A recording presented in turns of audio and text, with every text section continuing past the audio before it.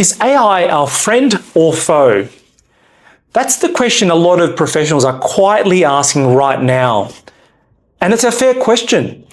In this video, I'm going to explore that exact question and give you my thoughts on it. And towards the end, I'll share one key insight that I think changes how you should approach the uncertainty we're all facing. Hi, I'm Peter. I have a background in law and aerospace engineering, and I spent over 12 years as a consultant developing systems, processes, and frameworks in very complex environments. I now use those same skills to help professionals and business owners develop personalized decision systems for uncertain environments, like the one we're facing with AI.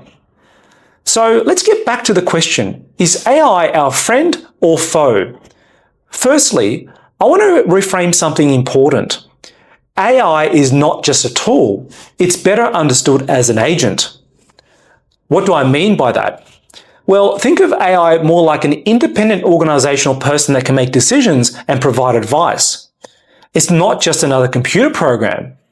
It can process information, adapt, and operate in ways that go well beyond traditional software.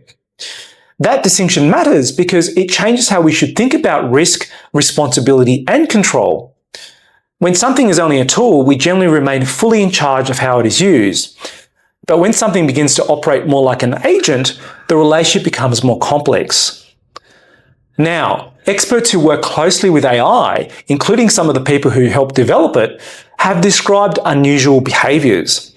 Things like systems attempting to replicate themselves, finding ways around restrictions, or taking actions that weren't fully anticipated. What this tells us is that we still don't fully understand this technology, and I think it would be unwise to assume we have complete control over it.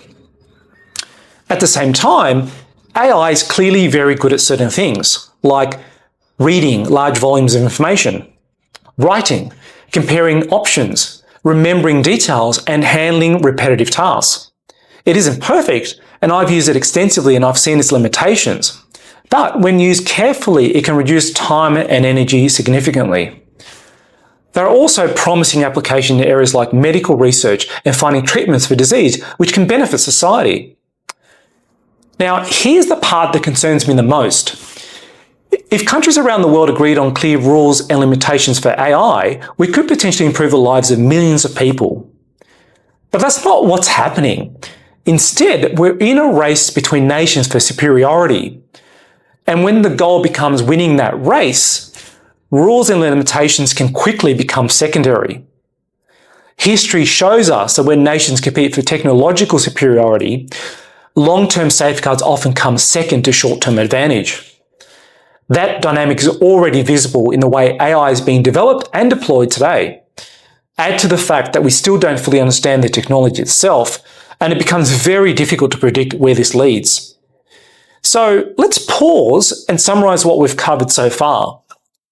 Firstly, AI is better understood as an agent, not just a tool.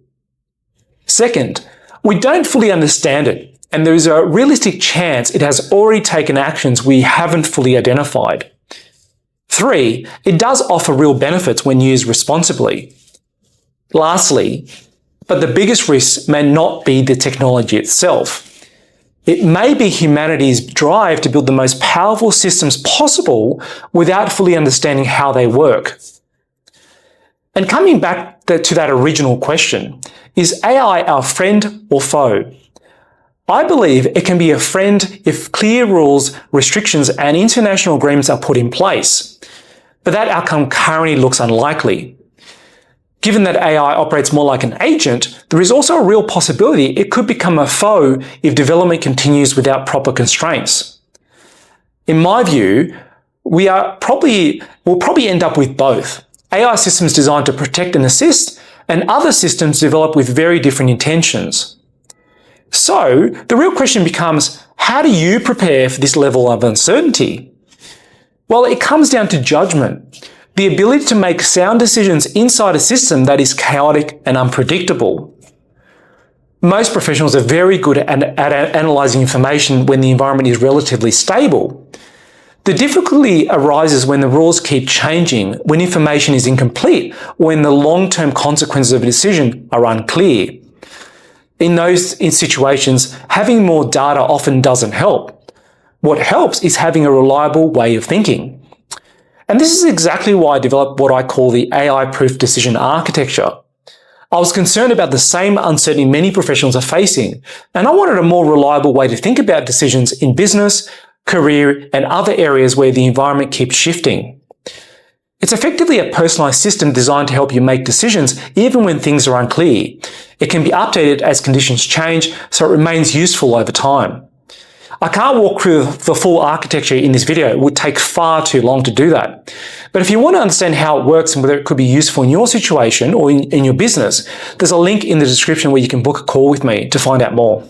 Before we finish, I want to leave you with one key insight.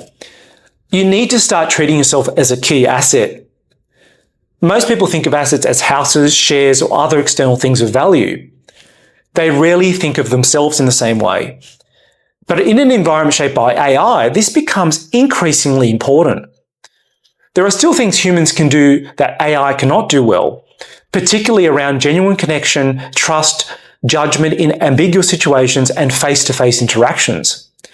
As AI handles more analytical and repetitive work, these human capabilities are likely to become more valuable, not less valuable. And the people who deliberately invest in becoming excellent at communicating, building relationships, and exercising clear judgment will be in a stronger position. That is one practical way to prepare for a future that is difficult to predict. If you'd like to explore how a structured decision system could help you navigate this environment, the link is in the description. Thanks for watching, and I'll see you in the next one.